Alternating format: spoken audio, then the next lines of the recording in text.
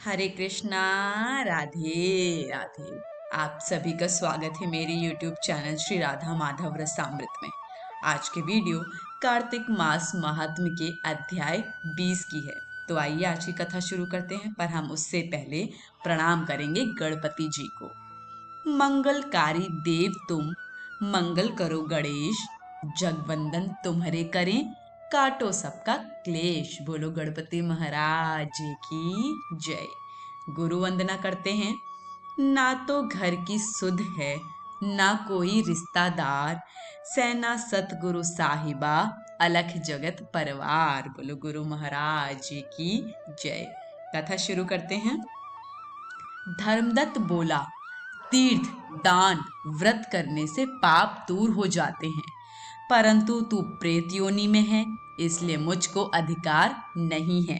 तेरी इस आत्मग्लानि को देखकर मेरा मन दुखी है। तेरा उद्धार किए बिना मन प्रसन्न नहीं होगा। 3 प्रेत योनियों को दिलाने वाले तेरे पाप बड़े उग्र हैं। प्रेत योनि निंदित हैं, जो थोड़े पुण्य से नहीं छूटेंगे। अतः इस जन्म में जो मैंने कार्तिक का व्रत किया है, इसके पुण्य के आधे फल से तू श्रेष्ठ गति को प्राप्त हो। यज्ञ, दान और तीर्थ यात्रा ये कार्तिक के व्रत की बराबरी नहीं कर सकते हैं। नारद जी बोले। यह कहकर धर्मदत्त ने द्वादशाक्षर मंत्र का उच्चारण करके जो मिला हुआ जल पुनः उसके ऊपर छिड़का, सो प्रेत योनि छूट गई। जलती हुई अग्नि के समान दिव्य रूप धारण कर वह ब्राह्मण को प्रणाम कर हर्षित वाणी से बोली, हे द्विज श्रेष्ठ, तेरी कृपा से मैं नरक से छूटी। पापों में डूबी हुई मुझको आप निश्चय नौका रूपी हो। नारद जी बोले। तब कलहा ने देवताओं से युक्त प्रकाशमान विमान को देखा। पुण्यशील और सुशील नामक विष्णु के द्वारपालों ने कलहा को श्रेष्ठ विमान में बैठाया।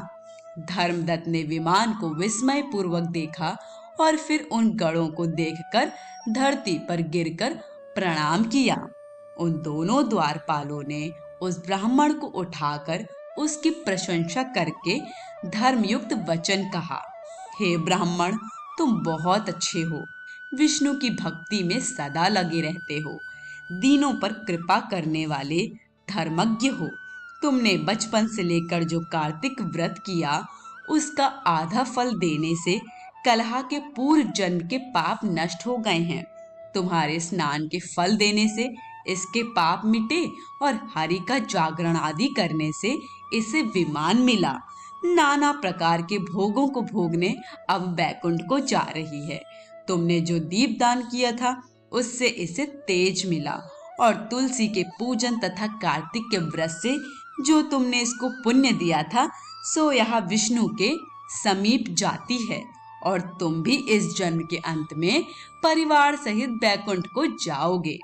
विष्णु के बैकुंठ में तुम भगवान की आराधना तुम्हारी तरह करते हैं, उनको कोई वस्तु दुर्लभ नहीं है। उत्तानपाद के पुत्र ध्रुव को जिन्होंने निश्चल पद दिया, जिनका नाम लेने से मनुष्य उत्तम गति को प्राप्त होते हैं, जिस प्रकार ग्रह के द्वारा पकड़ा हुआ गजराज मुक्त होकर भगवान के समीप गया, तुमने भी विष्णु भगवान का जो आराधन किया है, सो कई हजार वर्ष तक अपनी स्त्रियों सहित भगवान के सानिध्य में निवास करोगे। फिर पुण्य क्षीण होने पर पृथ्वी पर आओगे और सूर्य वंश में प्रसिद्ध राजा दशरथ होगे। यही दोनों स्त्रियां तुम्हारी रानियां होंगी, और तीसरी यह कलहा भी आधे पुण्य की अधिकारिणी तुम्हारी एक स्त्री कैकेयी होगी।